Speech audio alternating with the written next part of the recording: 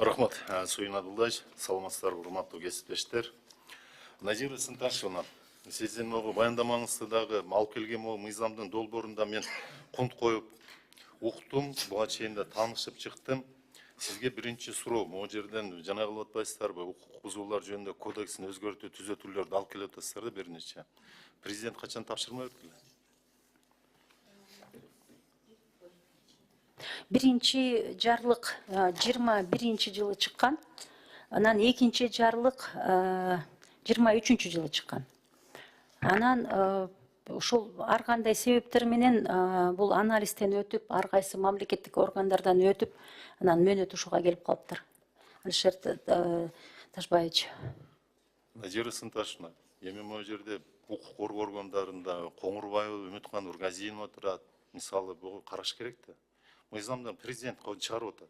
2021 жылы 23-чү аткарылышын көзөмөлдөш сиздерде да.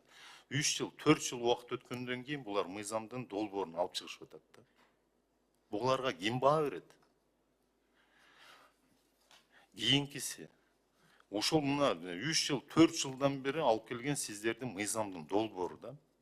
Кээ бир сиздердин алып келген өзгөртүү түзөтүүлөрүңүздөр уже эскерип актуалдыгын жоготуп койду да. Бұл жерде өзгөртүү түзөтүүлөрдү алып келгенде эле, мисалы ОП дегенде эле сиздер укук бузуулар жөнүндө кодексинин 5-бөлүм бул жарандардын шайлоо укуктарын саламаттык сактоо, билим берүү деп кошуп туруп, эмгек, адеп, ахлак, маданий мурастарын жана атандаштыруунун жана ишке ашыруу чөйрөсүндө башка тартибине каршы укук бузуулар деп. Ошонун ичинин 15 главасы. Анан кийин 109 берененин 3, 4, 5 пункттарына сиздер өзгөртүү түзөтүүлөрдү алып келип атасыздар да. Мен сиздин көңүлүңүздү бурат элем. Буга чейин ушул сиздер алып келген мыйзамдын долбоору 16 министрликтен, 7 агентстводан, фонддордун бардыгына макулдашуудан өтүп келип атат да. Мына сиздердин жанагы карасаңыз 109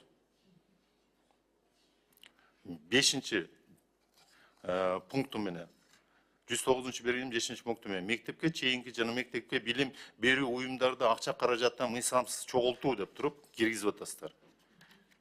Сиздерге кулагыңыздарга сырга дегенди.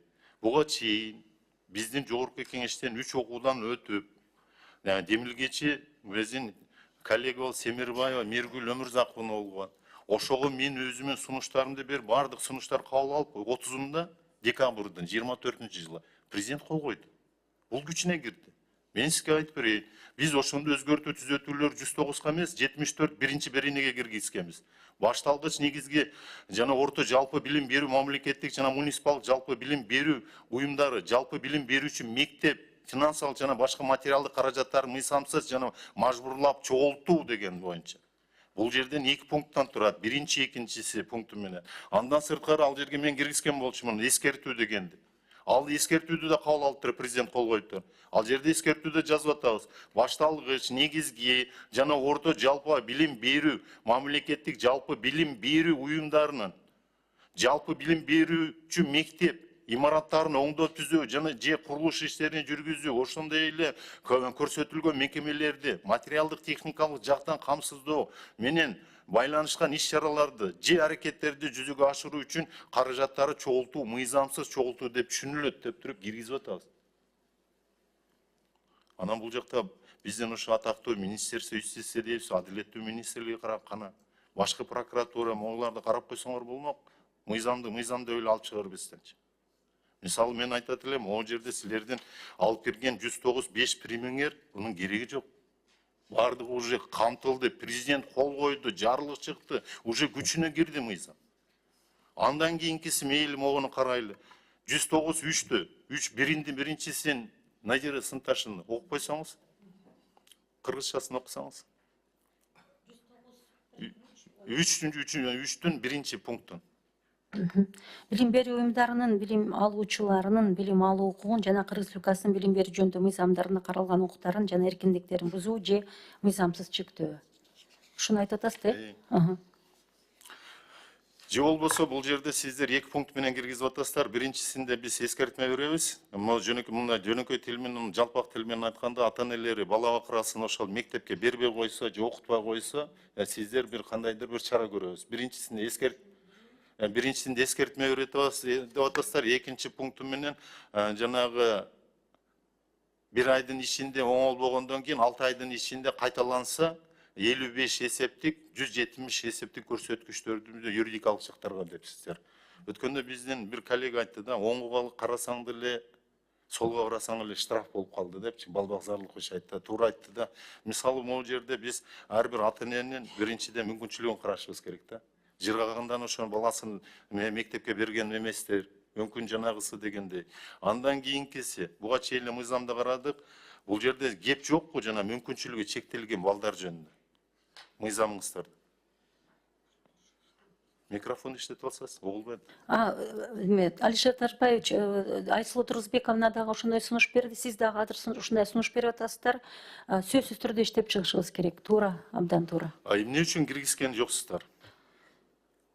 Эмнегедир ушундай балдарды алып эле ошо менен иштептирбиз да. Бүт бардык балдарды элечи. Атайлап өзүнчө киргизиш керек экен да, туура экен. Анан кийин ушул эле сиздерде көрсөткөндөн кийин мен сизден сурайт элем. Ушулардын аныктоочу механизми кандай жана кандай кайсы мыйзам, укуктук мыйзамдык актыларда көрсөтүлгөн? Ушу ата энени мен жанагы кылам, жоопко тартам, жана моинтип тартабыз деген кайсы мыйзамдык укуктук акт, ченемдик актыларда көрсөтүлгөн? Бул мыйзам күчүнө киргенче биз ошону дагы талдап карап чыгабыз, так механизмин. Биринчи мыйзамды киргизесиздерби? Жок, ушу киргенче сиздер менен кошо иштеп. Мисалы, эми башка жагын карайлы да. Ушул сиздер мына жоопко тартабыз деп атасыздар. Буга чейин бизден сиздер эле алып келгенсиздер, Кабмин жемилгелеп алып чыккан мыйзам бар. Ошол эле мыйзамды, мисалы, билим берүү жөнүндө мыйзамы да. Биз кабыл алып бергенбиз 3 окуудан. Андан кийин президент 11-августта 23-жылы кол койгон да. Бул күчүндө турат. Ошонун 36-беренеси бар.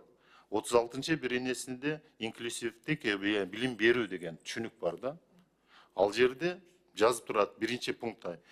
Өзүнүн принциптери менен билим берүү бардык адамдар үчүн билим алуу муктаждыктарына жана жеке мүмкүнчүлүктөрүнүн ар түрдүүлүгүнө карабастан деп жана жөндөмүнө карабастан билим беришибиз керек деп атат да. Экинчи пункту менен эле карасак, өзгөчө билим берүү муктаждыктары жана турмуштук оор кырдаалда турган адамдарга билим берүү менчигинин түрүнө карабастан билим берүү уюмдарына жүргүзүлөт. Эгерде мындай форма билим алууга чунун ата энеси, мыйзамдык өкүлдөрү же өзгөчө билим берүү муктаждыктар бар билим алушун өзү тарабынан тандалса, билим берүү үй бүлөлүк билим берүү жана жекече окутуу формасында жүргүзүлүшү мүмкүн деп атат. Ушул могу сиздердин алып келген мыйзам могудан өтүп кетип атпайбы, айланып калып атпайбы? Жөнөкөй тил менен айткандачы. Ооба, рахмат. Алишер Ташбаевич, ал формалары бар, бизде ишке ашып атат азыр деле. Бирок сиз айткан эмен дагы кайра терең иштеп чыгабыз, комплекстүү. Туура сунуш берип атасыз. Эмне үчүн дегенде көрдүңүз да, кайта этип кетип атат. Сиздердин алып келген. Ошондо могу жанагы мыйзамга ссылка кыла турган болсо, сиздердин могу беренеңиздер иштебей калып атат. Андан сырткары карай турган болсок, могу мыйзамдын долбоору боюнчачы көп мындай чаташтырып алып чыгарганыңыздар, бир мыйзам, экинчи мыйзамга дал келбей калган жерлер бар да. Надира Сынташевна, мен могу биринчи окууда колдойм концепциясын. Экинчи окууга өзүмдүн сунуштарымды берем. Сиздер келсеңиздер, могу мыйзамдын долбоорун башынан аягына чейин жакшылап жазып чыгыш керек. Чоң рахмат, Алишер Ташбаевич, сөзсүз келип биргеликте иштөөгө даярбыз.